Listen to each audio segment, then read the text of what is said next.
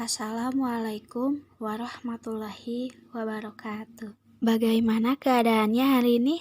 Semoga kita semua selalu diberi perlindungan oleh Allah Subhanahu wa Ta'ala. Amin.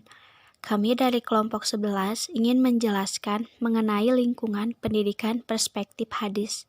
Sebelum kita ke materi, saya akan memperkenalkan terlebih dahulu anggota dari kelompok 11. Yang pertama ada Dafa Fadilah, Intan Riani, dan Novia Agustin. Pemateri pertama. Pengertian lingkungan pendidikan. Pendidikan adalah usaha yang dijalankan seseorang atau kelompok orang lain agar menjadi dewasa atau mencapai tingkat hidup atau menghidupkan yang lebih tinggi dalam arti mental. Lingkungan adalah kesatuan ruang dengan segala makhluk hidup maupun makhluk tak hidup dan daya serta manusia, dengan semua perilakunya yang saling berhubungan secara timbal balik. Adapun beberapa pengaruh lingkungan, yang pertama itu ada keluarga, yang kedua teman, dan ketiga setan. Yang pertama keluarga. Komponen utama dalam keluarga yaitu orang tua. Orang tua adalah orang yang paling berpeluang mempengaruhi peserta didik. Orang tua yang paling awal bergaul dengan anaknya, paling dekat komunikasi.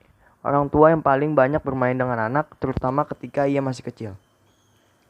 Adapun hadisnya, yaitu An Abu Hurairah radhiyallahu anhu qala Nabi sallallahu alaihi wasallam kullu mauludi yuladu alal fitratin fa abawahu yuhawidanihi au yunasiratihi au numajisanihi, yang artinya dari Abu Hurairah radhiyallahu anhu berkata, Nabi sallallahu alaihi wasallam bersabda, setiap anak dilahirkan dalam keadaan fitrah, kemudian kedua orang tuanya yang akan menjadikan anak itu menjadi Yahudi, Nasrani, atau Majusi. Hadis riwayat Al-Bukhari. Ada juga lingkungan yang mempengaruhi terhadap anak di lingkungan keluarga ya. Yang pertama itu ada bapak, ibu, kakek, nenek, paman, bibi, saudara, atau anggota keluarga yang tinggal di tempat yang sama dengan seseorang juga mempengaruhi yang besar, tergantung kepada kadar komunikasi dan kualitas yang diberikan kepada peserta didik. Pemateri kedua. Lingkungan pendidikan Islam yang mempengaruhi salah satunya yaitu pengaruh dari teman. Bahwasannya teman itu ada dua karakter. Ada yang mempengaruhi hal baik atau positif, seperti misalkan kita berteman dengan orang yang baik, maka kita akan ikut berbuat baik. Seperti contoh, kita berteman dengan orang yang rajin beribadah, maka kita akan terbawa rajin beribadah. Dan ketika kita berteman dengan teman yang negatif atau kurang baik, maka kita akan terbawa seperti itu. Semisal kita berteman dengan orang yang suka mencuri atau orang yang lalai dalam beribadah, maka kita juga akan ikut terbawa seperti itu. Bahkan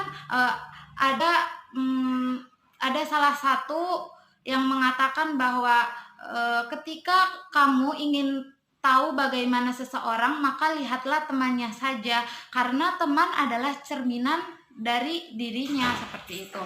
Dalam hadis juga sudah jelas di sini ada hadis dari Abu Hurairah, hadis riwayat At-Tirmidzi dan Abu Daud, bahwa an Abi Hurairah annan Nabi sallallahu alaihi wasallam qala ar-rajulu ala dini khalilihi falyanzur ahdukum man yukhalilu, yang artinya bahwa Abu Hurairah meriwayatkan bahwa Nabi sallallahu alaihi wasallam bersabda, seseorang itu mengikuti agama temannya, oleh sebab itu kamu harus hati-hati terhadap temanmu.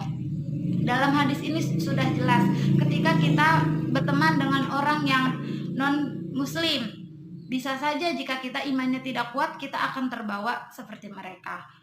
Contoh hal yang kecil yang sering terjadi ketika kita berteman dengan orang yang tidak beribadah, kita juga akan terbawa seperti itu. Pemateri ketiga. Lingkungan pendidikan Islam Salah satunya yang mempengaruhi adalah setan. Setan adalah makhluk gaib yang keberadaannya ditegaskan oleh Al-Quran.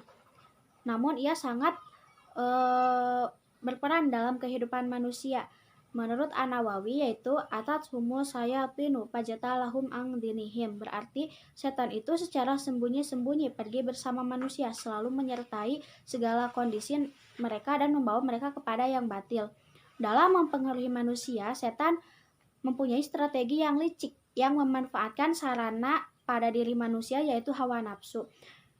Dalam Al-Quran dikemukakan bahwa setan telah banyak menghancurkan manusia, diantaranya yaitu mengeluarkan Hawa dan Adam dari surga, menyesatkan manusia sejauh-jauhnya, musuh nyata bagi manusia, dan menyuruh manusia berbuat jahat dan keji, dan lain-lain.